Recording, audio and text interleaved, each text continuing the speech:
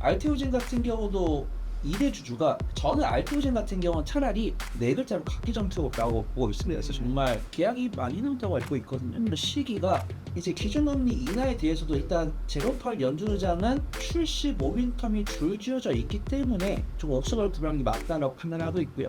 삼성 바이오스랑 셀트리온이 왜 이렇게 못 갈까라는 저는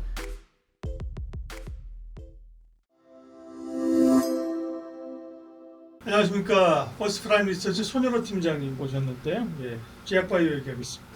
제약바이오는 뭐 삼천대제약 말고는 제약바이오가 없는 것 같은 좀 심한 얘기로 네. 보죠. 그러면 한 종목에 관심이 있는데 업황 전체가 이렇게 기대만큼 올라오지는 않아요. 네, 그거는 이제 일단 금리 인하가 돼야 되는 건데 외국 환경 금리가 이제 더 이상 내리기 어렵다 이런 것도 영향이 있을까요?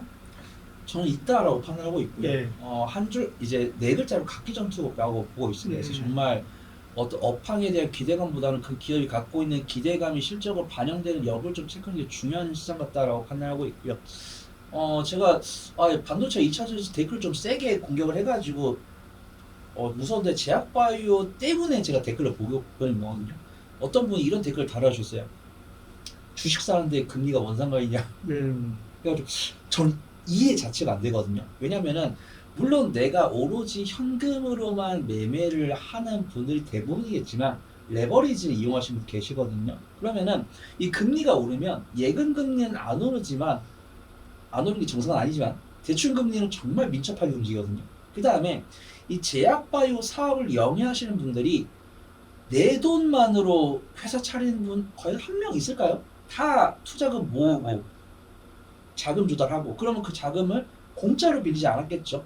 그러면 그에 따른 이자가 나갈 수도 있고 해줘야 되는데 그러면 기준금리 인하 기대감이 내려가거나 실제 금리가 떨어지면 이 제약바이오를 둘러싼 자본 이제 부채 부담에 대한 부담이 떨어지기 때문에 적극적으로 투자할 수 있고 그 다음에 금리가 떨어지면은 투자자분들이 레버리지를 걸고 레버리지를 걸었을 때 당연히 빠르게 수익 내기 위해서 변동성 강한 섹터로 들어오는데 변동성 강한 섹터는 물론 제약바이오가 여전하지만 요즘 최근만 보면은 태양광 해상풍력이 변동성 1등인데 그래도 제약바이오 여전히 변동성 강한 섹터다라고 판단해서 이 기준금리에 대한 네. 기대감과 실제 변동 스탠스는 제약바이오에 지대한 영향이 있다고 좀 말씀드리도록 하겠습니다. 주식하고 금리하고는 엄청나게 밀접한 관련이 있죠. 네.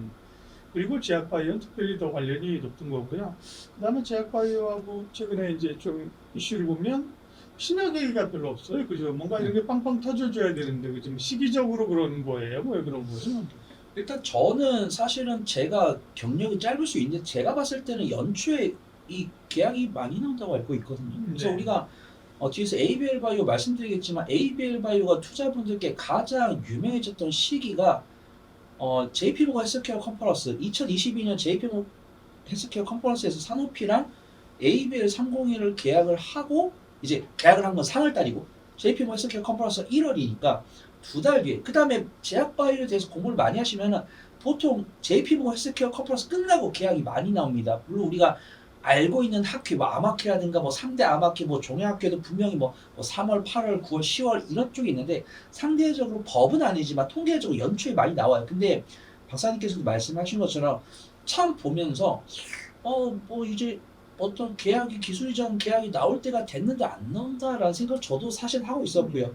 근데 안타깝게도 제가 뒤에서 또 알테오젠 이야기를 할 건데 알테오젠에 대해서 오늘 알테오젠형 3,000당 제가 뼈를 진짜 깎고 나왔거든요. 그래서 그런 부분에 대해서 우리 구독자분들 보시면 좋을 것 같고 참 이제 기준금리 인하에 대해서도 일단 제롬 파월 연준의장은 사실은 비둘기적인 사람이라고 알고 있잖아요. 근데 안타깝게도 이런 대외 경제 체계 이러다 보니까 기준금리 동결을 이야기했고 그 다음에 이제 그 후임자로 케빈 워시 그분도 트럼프 대통령과 친하고 좀 비둘기적인 부분들인데 과연 이렇게 유가가 오르고 있는데 과연 금리를 내릴 수 있을까? 아무리 트럼프 대통령이랑 친하고 말을 잘 들어도 내릴 수 있을까? 내렸다 경기 침체랑 스태그플레이션이 오면 어떡하려고? 그래서 근데 안타깝게도 하필이면 오늘 기준금리 동결은커녕 기준금리 인상에 대한 우려가 나오면서 제약바이오는 정말 투자하기 어렵다. 그래서 저는 사실은 전력설비 좋아하고요. 전력설비 좋아하고 그 다음에 어떤 실적 나오는 반도체 좋아하고 2차전지와 제약바이오는 그리고 우리 구독자분들 좋아하시니까 말씀드린 건데 제약바이오 같은 경우는 정말 옥석고분 잘해야 된다고 판단하고 있고 네. 보수적인 이야기를 드리면서도 그 안에 기회가 있는 종목은 있는 것 같다 좀 판단하고 있습니다. 반면에 제약바이오 관련해서 좋은 뉴스도 있죠. 네. ETF죠. 그렇습니다. 네, 액티브 ETF가 상장되고 ETF에 대한 기본적인 앞서도 잠깐 말씀드렸지만 이 패시브도 그죠. 네. 패시브도 뭐 상단에 있으니까 들어오고 액티브도 들어오고 ETF 모멘텀은 어떻게 봐요? 일단 ETF 같은 경우 출시 모멘텀이 줄지어져 있기 때문에 패시브 자금 들어올 수 있다라고 판단하고 있는데 액티브 만약에 패시브 펀드가 들어오면은 제약바이오는 안정적일 것이다. 근데 액티브 ETF가 많이 들어오고 있기 때문에 좀 옥석을 구하는 게 맞다라고 판단하고 있고요. 지금도 보면은 제가 이게 세왔는데 이제 지금까지 하나자산운용이랑 삼성 액티브 자산운용, 타임폴로 자산운용인데 하나자산운용이 3등이고 그 다음에 나머지 두 개가 먼저 나왔는데 제약바이오가 하나자산운용이 하나, 그 다음에 삼성 액티브 자산운용이 둘, 그다음 타임폴로 자산운용이 넷. 그래서 액티브 ETF에 대한 맹점이 이거죠. 나는 제약바이오를 좋아하는데 어떤 ETF가 설립된다고 해서 내가 좋아하는 종목으로 자금이 들어온다는 보장이 없다. 이 부분을 좀 감안을 해야 되는 거고 전 몰랐거든요. 근데 이거의 대표님이 하나자산 운영하시는 분이 제약바이오 안 좋아한다라고 하시는 걸 저도 보고 배워가지고 와 어떤 펀드 매니저의 연역이라든가 출신 학교 사실 주식 스터디 가보면 그런 거 공부하시 많이 계시잖아요. 이분이 뭐 어디 학교 나왔고 뭐 어디 교수했고 그런 분까지 하는 거에 대해서 정말 대단하고 판단하고 있고 그래서 제약바이오 같은 경우는 이 ETF가 출시됐을 때 어떤 종목이 포함됐을 거다라고 예상하고 투자하시는 건 좋은데 쉽지 않고요. 일단 코스닥 액티브 ETF든 패시브 ETF든 들어왔을 때 제약바이오에 대한 자금이 들어오는 것을 긍정적으로 보되 내 종목이 들어올 거다라는 맹신보다는 확인하고 대응 전략을 바꿔나가는 그런 대응 전략이 중요하다고 보이고 이 부분은 조금 무섭더라고요.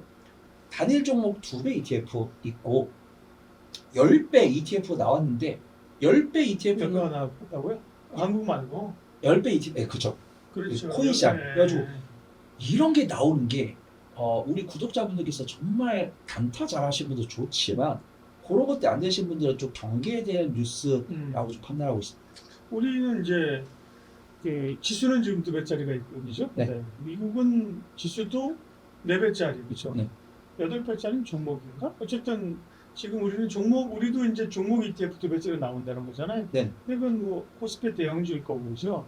반도체 뭐 얘기 나온 건 아니고 지금 제약바이오를 둘러싼 부정적인 환경, 긍정적인 뉴스를 좀 살펴봤고요. 근데 이제 제약바이오 이제 이 내부적인 섹터 얘기를 좀 들어가 보면 사실 바이오시밀러도 좀 아쉽습니다. 그냥 삼성바이오가 분할 성장하면서 처음에 뭐 관심 없다가 확 또 관심 있었잖아요. 네. 그다음에 셀트리온이 또 관심이 있다가 그죠?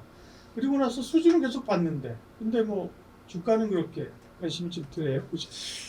저도 이제 보통 피어 그룹이랑 비교를 많이 해보는데 피어 그룹 대비해서 살짝 고평가가 있더라고요. 근데 제약바이오를 퍼로 투자하신 분들이 안 계실 거고 저도 전문가니까 주가 수익비나 PBR을 보는 거지 저도 일개 개인 투자였으면 안 봤을 겁니다. 근데 삼성 바이오스랑 셀트리온이 왜 이렇게 못 갈까라는 하면서 제가 말씀드리는 게 답은 아니겠죠. 근데 제 생각은 그렇다. 그래서 삼성 바이오스가 5공장 완공했고 미국의 록빌 공장 인수했고 삼성 바이오스가 미국 계열사에 5,200억의 유상증자를 수혈하면서 이 미국 계열사의 운영 자금이랑 이제 어떤 그 지분 인수 자금이더라고요.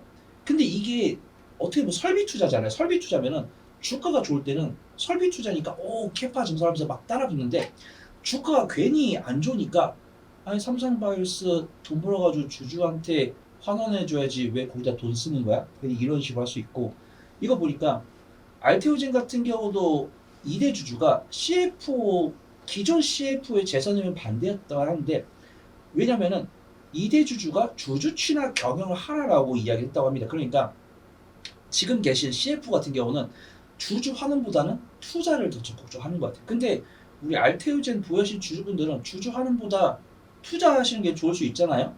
뭐 셀트리온처럼 뭐 주주 주식 배당하는 거 좋아하시는 분 계실 텐데 저는 알테오젠 같은 경우는 차라리 연구 개발해가지고 기술 이전해가지고 우리한테 어떤 주가 선별할 수 있는 그런 모멘텀을 저는 좋아합니다. 그래서 저는 그래서 알테오젠의 주주분들도 이 CFO가 자꾸 앞으로 나아가기보다는 이걸 자꾸 이렇게 챙겨가지고 내실을 다지려고 하는구나. 그거에 대해서 좀 약간 부협함이 있는 게 제약바이오에 대해서 안 좋은 느낌을 주는 게 아닌가 그렇게 판단되고 있고 제가 우시바이오로직스랑 삼성바이오로직스를 많이 비교를 해드리는데 네. 우시바이오로직스가 퍼가 한 28 정도 되더라고요. 근데 삼성바이오로직스가 12개 선행파 39입니다. 그리고 우시바이오로직스보다 조금 높죠. 근데 지금 보니까 머크사가 15.68, 그 다음에 암젠이 24.60, 그 다음에 화이자가 20.10입니다. 여기서 보고 솔직히 말이 안 되죠. 아니 제약바이오를 누가 퍼보고 투자해라고 하면 말이 안 되는데 괜히 주가 안 좋으니까 괜히 이거 보고 합리화시키게 되는 거예요. 왜냐면은 삼성 바이오스 같은 경우는 어떤 신약 개발 기업이기보다 CDMO 바이오시밀러 기업이니까 어떻게 보면 제약바이오 제조업이라고 볼 수 있는 거잖아요. 그래서 일단 대외적으로 미국의 이란 간의 지역적 리스크 나왔고 기준금리 인하 기대감보다 인상 기대감 나오는 데다가 이 관련 종목들이 피어그룹 대비해서 약간 고평가 영역이 있다 보니까 밀린다. 근데 우리가 이거를 알고 맞으면 덜 아프니까 삼성 바이오스 주주분들께서는 이런 이슈들 보시고 굳게 버텨내셔야 된다. 이렇게 판단하고 있습니다.